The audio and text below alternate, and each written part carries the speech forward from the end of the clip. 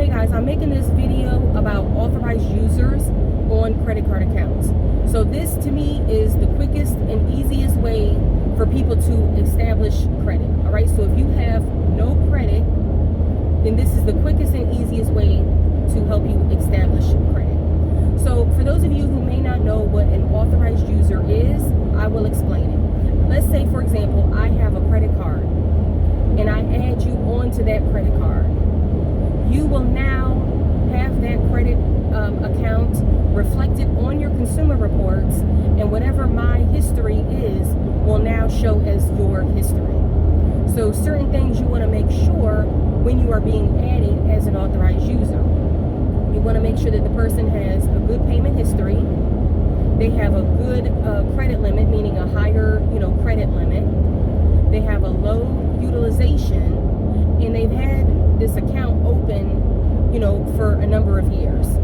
So let's say I add you on as an authorized user, and I'll just say that my credit limit, I'll just say $1,000 for the sake of this example.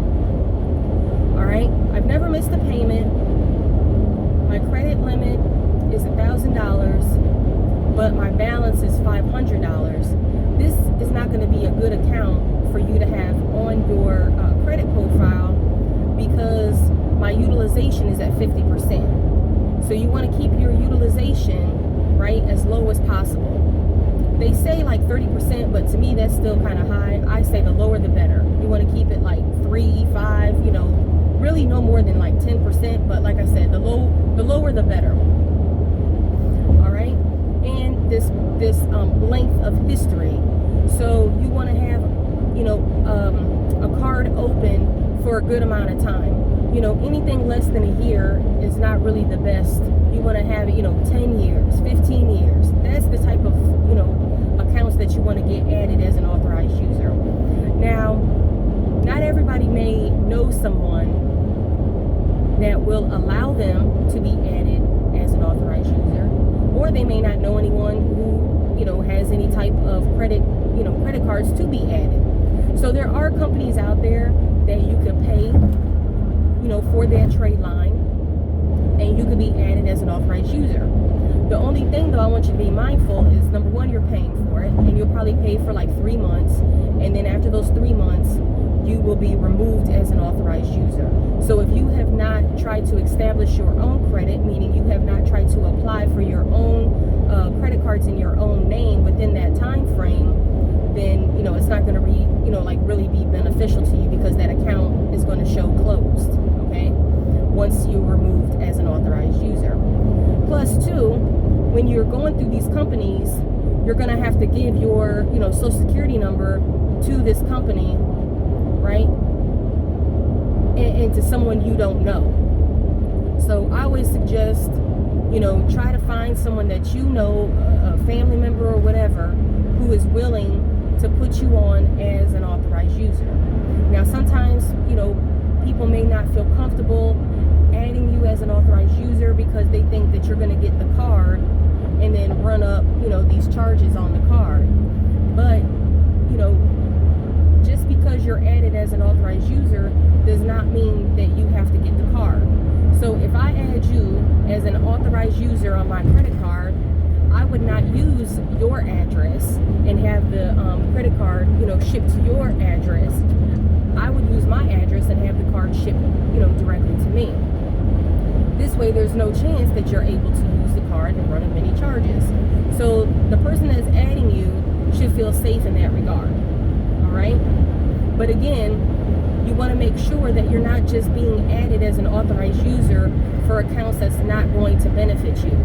So again, you want to look for a card that has a good payment history, so no missed payments. You want to look for someone who has a card that has a higher credit limit. Okay, and this is going to help you, because then when you go and apply for your own card, they're going to already see, this person already has this $10,000 credit card or whatever on their account. All right, if you have a whole bunch of $1,000 credit cards on your account, you're going to probably stick to around those amounts. Okay, so the higher credit limits are going to be more beneficial to you. All right, the low utilization is going more beneficial to you. All right. And then the length of time that the card has been open, 5, 7, 10 years and more is going to be most beneficial to you. This is going to be the quickest way for you to establish credit. All right. It's going to be reporting positively on your consumer report, and then you'll be able within a few months to apply for your own credit card. And the reason I say try to be on someone's card that so then this way you can stay on that card as an authorized user for a longer period of time. So then that gives you a little more time, right, so that you can apply for your own cards. All right, be mindful that when you're applying for your own cards, right, that when you have your credit pulled, your score may drop a couple of points, right? When they pull your credit reports, right, your consumer reports, your score will drop a little bit. And then be mindful too, because now you're going to have this new account on your consumer report, so your length of history has now shortened. So if you had an account that was on there as an authorized user for 10 years, and then now you opened your own account in your name, and this is a brand new account, you have just shortened your account history or your profile history, however you want to classify it. You've already shortened it by 50%. So now it's at 5 years, right, on average, instead of the 10 years. So that's something to be mindful of as well. Y'all, come on now. So that's something to be mindful as well. So these are like some quick, easy, steps